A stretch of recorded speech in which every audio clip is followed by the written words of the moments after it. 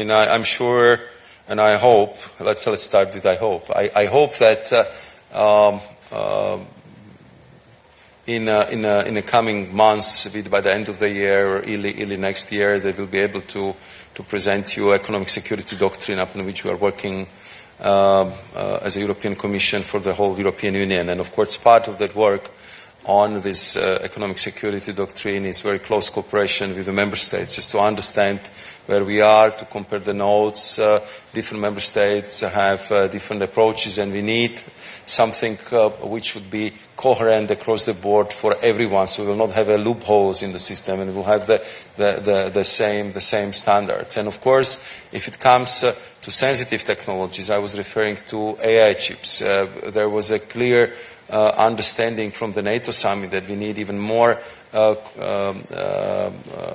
interoperability among our systems, be it in military, be it in cybersecurity, and therefore this is clearly, I would say, totally new area where we also feel that with our closest ally and largest trading partner, we just have to also upgrade the way how we would assess economic security from the technological point of view, how we would make sure that we would respect the sensitivities from both sides if it comes to the shared technologies, because if I'm talking about the chips, we are so interwoven, we are so interlocked that we have the printing machines which are printing the chips.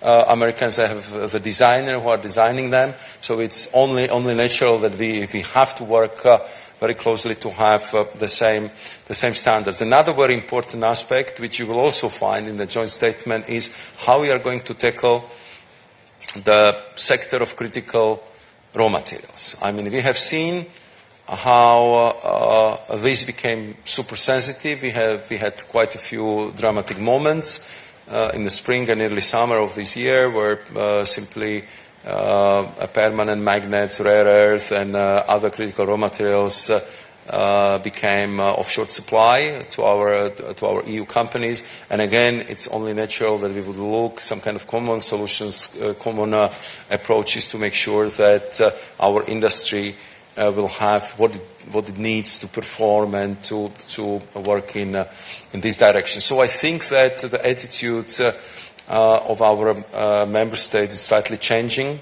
We know that if we use the word security, we are very much in the domain of national prerogatives of our member states, but I think there is increased understanding among them that we just simply need to do much more together.